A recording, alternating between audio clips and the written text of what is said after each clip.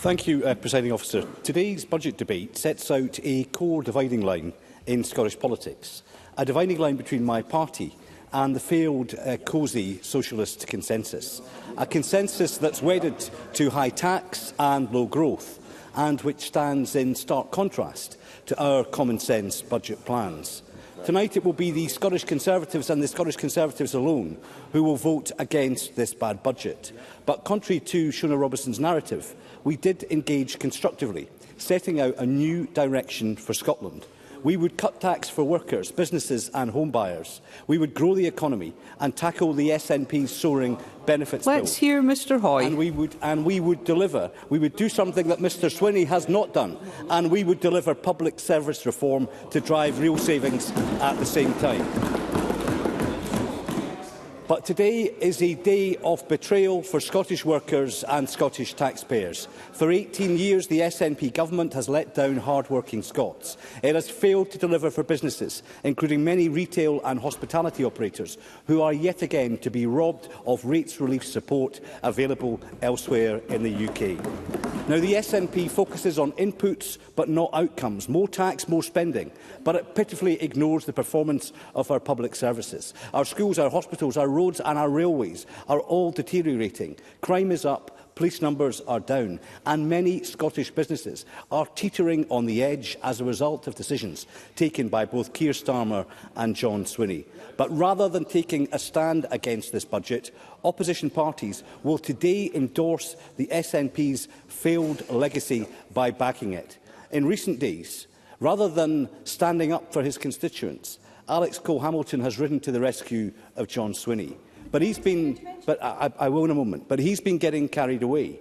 Now, I don't disagree that he has secured some concessions in his budget negotiations. But Mr Cole-Hamilton says the Liberal Democrats, in fact, he boasted that the Liberal Democrats secured the reinstatement of the winter fuel payment and that he alone delivered rates relief for hospitality businesses.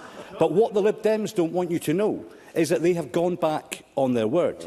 Because in December, Mr Cole-Hamilton said he would vote down a budget if it contained a single penny being spent on independence. But last week it was confirmed that spending in the Constitution is woven right throughout this budget. Well, I will give way if Mr Cole-Hamilton can answer this question. Is he being disingenuous or was he duped?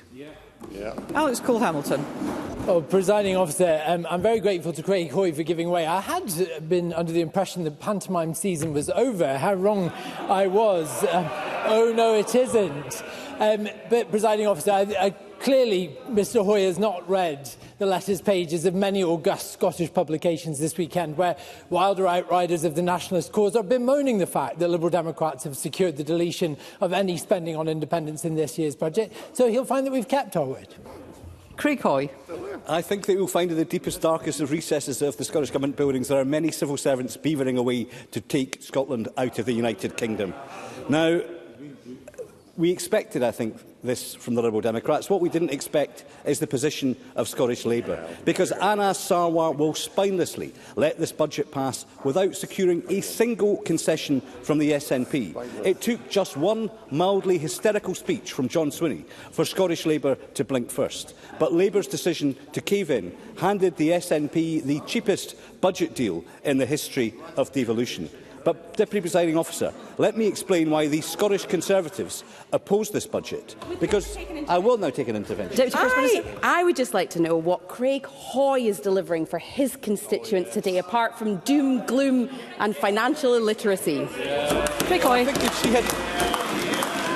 I think if the Deputy First Minister had read our submission, she would have seen that we were going to cut tax for ordinary, hard-working Scots. We are delivering something that's not coming from the Liberal Democrats or the Labour Party, which is strong opposition to this useless SNP government. I will not give way. I will not give way to Mr. Swinney. I will not give way to Mr. Swinney. I don't have time. If I could get the could I get the time back? A little bit of time, if you wish. If the member wishes to give way to the First Minister, then a little bit of time. We've got a little bit of time. I will give way to Mr. Swinney. Well, I'm very grateful to Mr. Hoy for giving way. What will he say to his constituents, his elderly constituents, when he explains that he's going to vote today against the restoration of a winter fuel payment? What will he say to his constituents about that betrayal? Craig Hoy. I will be very clear. It was the SNP and Labour that took it away from them when it's only now partially restoring it. No. These aren't just my warnings, Mr Swinney. These aren't just my warnings, Mr Swinney, because this budget ignores deep-seated problems in the structure and sustainability of Scotland's public finances. Audit Scotland has expressed misgivings about the failure to deliver radical modernisation that our public services urgently need. The Scottish Fiscal Commission has sounded alarm bells about the affordability, sustainability and desirability of the SNP's social security policies. Scottish Financial Enterprise has raised concerns about the consequences of the SNP's tax policies, most notably behavioural change. Deputy Presiding Officer, in Scotland, we could opt to have a modern and dynamic competitive economy, and we should not have to justify the case for lower tax. It should be for the SNP government to explain why it has made Scotland the highest tax part of the United Kingdom. And there is an economic and moral case for low taxation. It's just that the SNP cannot see it. Because all things being equal, lower taxes should deliver increased growth and higher living standards, but sadly, both are absent in the SNP's big state Scotland. Now, under the SNP, the Scottish tax base has grown at a slower rate than the rest of the UK. Scottish salaries have failed to keep pace with those south of the borders. Devolved income tax decisions mean that Scottish taxpayers are paying £1.7 billion more than they would if we had the same rates and thresholds as the rest of the UK.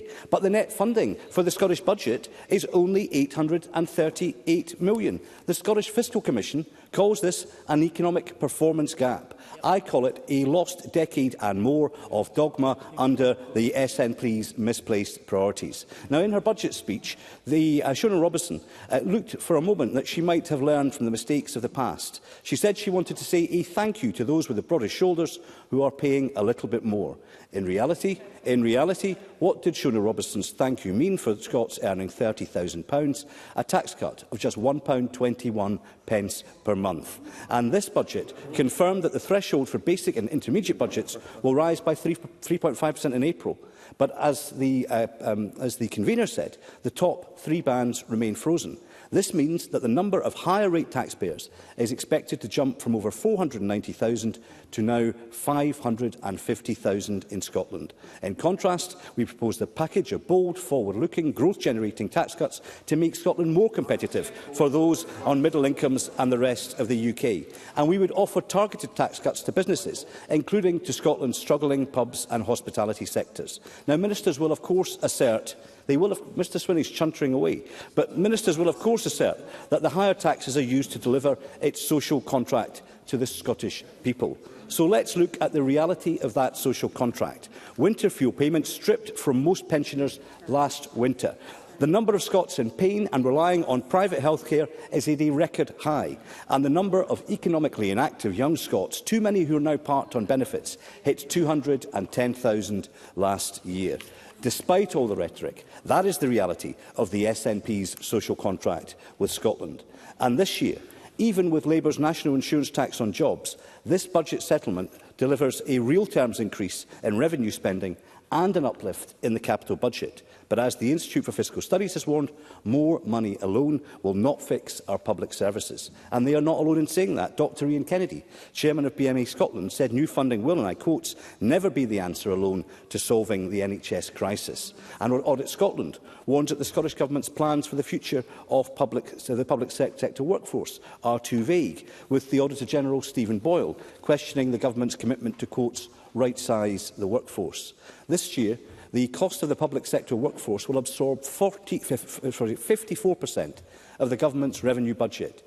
Yet last week, we discovered that the number of senior civil servants has risen by nearly 500 in just 2 years. Now, when the Minister sums up, perhaps he will say something to public sector bodies who are saying that they need to address the size of their workforce, and therefore they are calling for flexibility around the policy of no compulsory redundancies, and ministers must look seriously at this. But, Deputy Presiding Officer, the greatest risk to Scotland's public finances lies in the SNP's welfare policies, a risk which grows as a result of the SNP's 11th hour decision to mitigate the two-child benefit cap. The Scottish Fiscal Commission forecasts that social security spending will increase from £6.3 billion in 2024 to 2025 to a staggering £8.8 billion by the end of the decade. Again, when the Minister speaks, perhaps he can say how this is going to be paid for, because on current trends, the Scottish budget will crumple under the weight of the welfare bill, and this is a political choice that has been taken by ministers. Presiding Officer, this is the wrong budget for Scotland. It fails to tackle waste or deliver reform. It fails to reverse damaging trends on welfare, and it fails to deliver growth. But it will pass with the support of Greens, Alba and the Liberal Democrats, and because of the abject weakness of Scottish Labour. But it will not pass with our support. And I agree with Shona Robertson at the weekend. A dividing line has been drawn, and we know exactly where we stand in relation to our political opponents. We stand on the side of taxpayers, businesses and public services, and that is why we will vote against this rotten budget tonight. Thank you, Mr Hoy.